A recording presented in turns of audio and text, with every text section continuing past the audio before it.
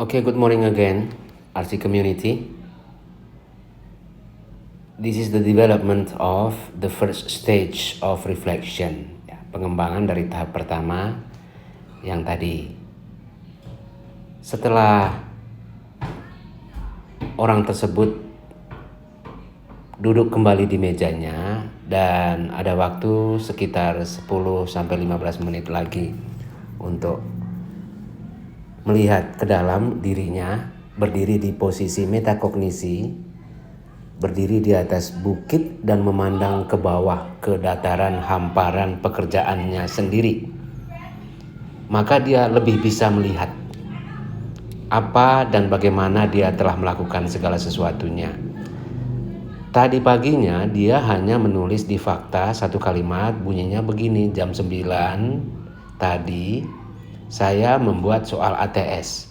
Setelah dia pikirkan kembali, ternyata dia tidak membuat soal ATS, tapi dia mencoba memulai membuat soal ATS. Nah, menyisipkan kata mencoba memulai itu adalah tanda bahwa dia sudah menggali lebih jauh, memandang lebih cermat dari atas bukit tentang apa persisnya yang dia lakukan. Teliti dan cermat serta jujur mengungkapkan apa yang kita lakukan itu akan menghasilkan banyak makna dan bekal perjalanan hidup selanjutnya.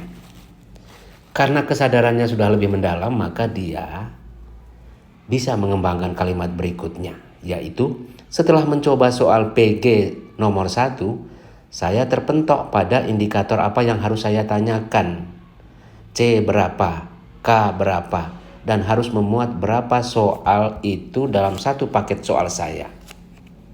Kemudian saya meninggalkan halaman soal dan beralih memeriksa ketentuan.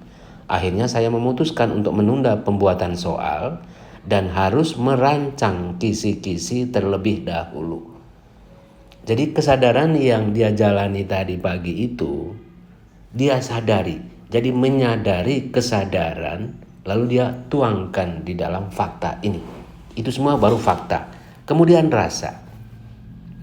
Kalimat pertama dari rasa adalah kalimat yang dia tulis tadi pagi. Sesak napas rasanya karena membayangkan coretan korektor nanti yang bisa membuat saya stres. Nah, kalimat ini spontan, tidak boleh dipikir. Dan benar bahwa tadi pagi dia spontan menulis itu, sebab dia masih gelap gulita. Tetapi setelah saya membaca ketentuan, membaca SOP,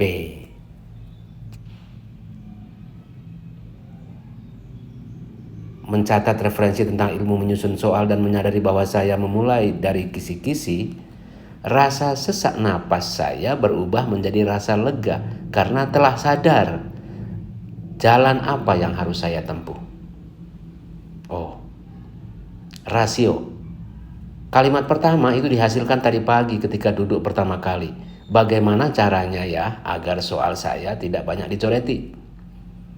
Nah, lalu setelah sore hari dia duduk kembali di mejanya, dia meneruskan refleksinya. Dia mulai masuk kepada hal yang lebih analitis. Pertanyaan ini terjawab sudah, yakni harus mulai dari pemahaman tentang semua ketentuan dan ilmu dari menyusun soal itu sendiri. Dan titik berangkatnya adalah kisi-kisi. Fakta itu sudah dia jalani tadi, setelah proses tadi pagi.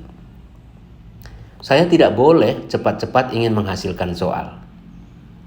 Harus benar caranya menulis soal. Taat prosedur. Itu bukan sebuah sikap yang kaku, melainkan karena itu memberi jalan bagi saya untuk belajar profesional. Religi, ini masalah ini bagi kebanyakan kita.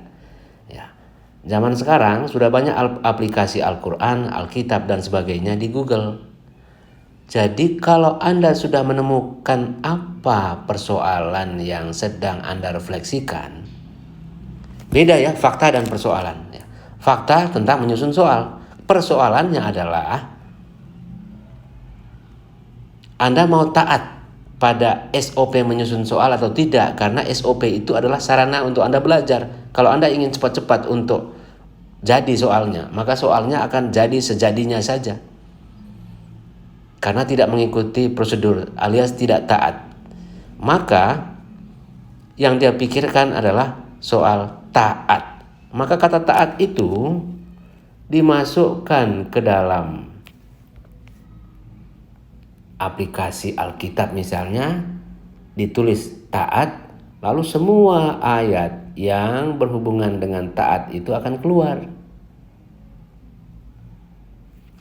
Setelah itu dia mencomot salah satu dan memasukkannya kembali ke refleksi.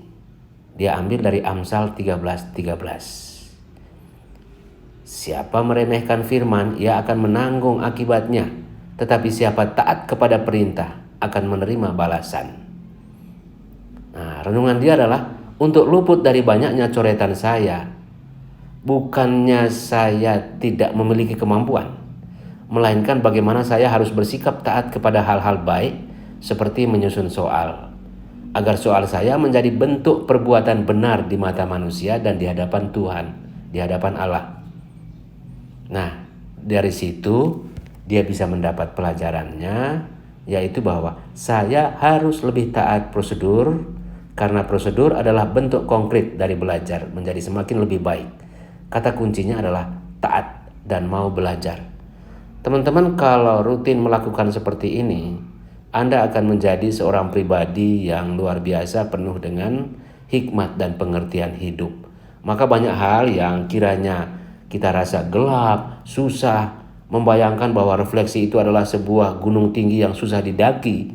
Setelah kita menjalaninya dengan step by step, petunjuk-petunjuk dan sebagainya, dari situ secara tidak langsung kita belajar. Dan finally, you will find it easy dan membawa sukacita karena banyak hikmat dan pengertian hidup yang Anda dapat.